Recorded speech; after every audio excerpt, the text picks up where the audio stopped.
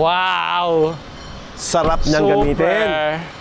Kumusta Super. yung experience bilang driver, bro? Well, bilang driver, masabi ko na napakalakas ng torque ng... Oo, as a passenger naman, sumakit yung bato ko kasi lakas ng puwersa eh.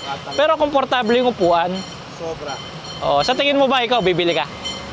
Baka. Of course, malaki ang chances na kung hindi lang nasabay sa isang na-order ko, pwede. Lalo na sa dami ng safety features niya, tapos very convenient siyang gamitin as per yung owner, di ba? Yeah. Siya na yung naka-experience ito eh. So, siya yung makakasagot niyan. Imagine mo yun.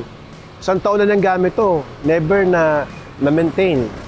Walang maintenance. No change oil, anything.